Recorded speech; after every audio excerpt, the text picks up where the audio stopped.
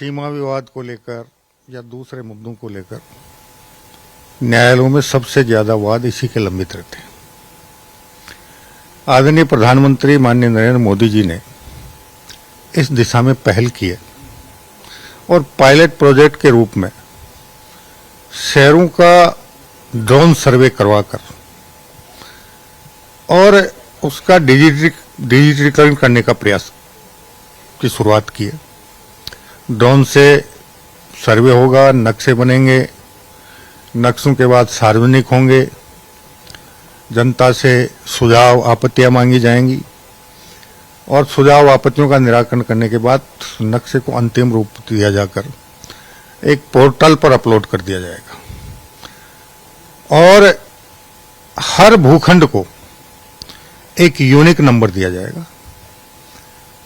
उसके बाद जब भी किसी को अपने स्वामित्व के संबंध में वो एक कानूनी दस्तावेज बनेगा, किसी को भूखंड बेचना हो, किसी को भूखंड खरीदना हो, वो पोर्टल पर जाएगा और उस संपत्ति के बारे में पोर्टल पर जैसे ही क्लिक करेगा पूरी जानकारी जाएगी। कितना क्षेत्रफल है, कौन उसका मालिक है, किस प्रकार का निर्माण उस पर हुआ है और उसी के आधार पर आगे खरीद फरोख्त की कार्रवाई होगी तो अनावश्यक विवाद कम होंगे, सीमा संबंधी विवाद समाप्त हो जाएंगे और लोगों में संपत्ति को लेकर अब तक जितने झगड़े होते थे वो झगड़े होना बंद हो जाएंगे। पायलट प्रोजेक्ट के तहत 10 शहरों को इस समय राजस्थान में इसमें शामिल किया गया है। आगे किस प्रकार के डेवलपमेंट्स होंगे इसमें? इन 10 शहरों का काम पूरा होने के बाद इस सर्वे के दौरान और आपत्ति सुझाव के दौरान जो अनुभव होगा उस अनुभव के आधार पर इस योजना में अगर कोई और सुधार करने की आवश्यकता होगी वो सुधार करने के बाद इसे पूरे देश में लागू करने का भारत सरकार का प्रयास।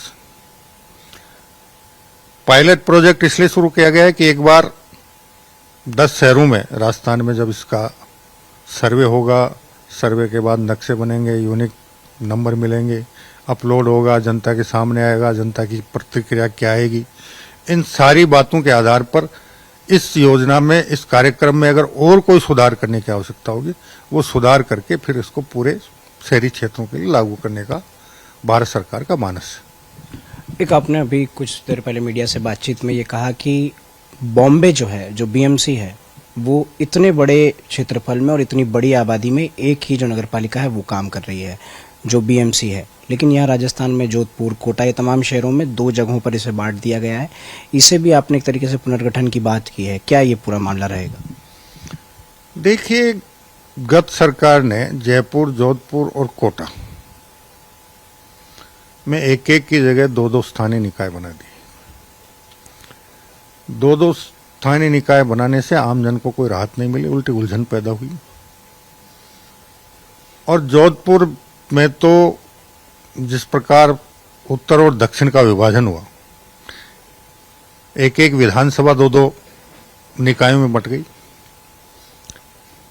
अनावश्यक जनता को कोई लाभ नहीं हुआ, उल्टी परेशानी हुई है। अब राजस्थान सरकार सैद्धांतिक रूप से इस बात को मानती है कि एक नगर एक निकाय होना चाहिए और उसी के अंतर्गत, इसी सोच के साथ हम इन तीनों नगरों में विभाजित नगर निगमों को वापस एक करने की दिशा में आगे बढ़ रहे हैं। आखिरी सवाल, कल बजट है, जनता पूरी अपेक्षा के साथ इस बजट की ओर देख रही है। युवा, महिला, बुजुर्ग, तमाम लोगों को कुछ ना कुछ सौगात इस बजट में मिलेगी। आपके पास जो विभाग है, इसमें जो ट्रैफिक की व्यवस्था, ये तमाम चीज़ें हैं, ये सब लोग भी जो इससे गुजरते हैं वो भी इन चीज़ों को लेकर अपेक्षित हैं कि कुछ ना कुछ राहत की चीज़ें उनके लिए इस बजट में आएगी। कैसा ये पूरा बजट रहने वाला है कल प्रदेश की जनता के लिए? कल राजस्थान सरकार का दूसरा पूर्ण बजट प्रस्तुत होगा। प्रदेश का कोई क्षेत्र और समाज का कोई वर्ग ऐसा नहीं होगा जिसके लिए इस बजट में कोई न कोई सौगात नहीं हो। इसमें ये एक ऐसा सर्वांगीण विकास होगा जो राजस्थान के विकास की एक नई इबारत लिखने में कामयाबी हासिल करेगा। खास बात यह भी है कि 55% तक जो पिछले साल का बजट है, ऐसे आंकड़े बताए जा रहे हैं कि वो पूर्ण कर लिया गया है। ऐसे में ये एक बजट और आएगा, आगे 4 साल का रोड मैप होगा इसमें। तमाम चीज़ें आप पेश करेंगे, सरकार जो है अपना पूरा जो रोड मैप है आगे 4 साल के विकास का वो पेश करेगी। जो पहले जो बजट आया था इसके पहले, उसके तमाम विकास कार्य पूर्ण करने के बाद में ये बजट में पिछले जो बजट था उसके जो डेवलपमेंट्स हो चुके हैं उसको क्या ध्यान में रखा गया है? देखिए, बजट में जितनी घोषणाएं होती हैं, जितनी परियोजनाएं घोषित होती हैं, उन परियोजनाओं की पूर्ण होने की कुछ समय सीमाएं होती हैं। कुछ काम ऐसे होते हैं जो 4 महीने में पूरे होंगे, कुछ ऐसे होते हैं जो 6 महीने में पूरे होते हैं, कुछ ऐसे होते हैं जो 12 महीने में पूरे होते हैं, और कुछ दीर्घकालिक होते हैं जिनमें 2 साल, 4 साल, 5 साल या उससे अधिक समय भी लगता है। तो जो कम समय में पूर्ण होने वाले जितनी भी घोषणाएं थी वो सब धरातल पर उतर चुकी हैं, और जो दीर्घकालिक थी जिनमें 1 साल या 1 साल से ज्यादा का समय लगने वाला है, उनमें धरातल पर उतरने की कार्रवाई शुरू हो गई। पूर्णता वो अपनी समय अवधि में निश्चित रूप से पूर्ण हो जाएंगे।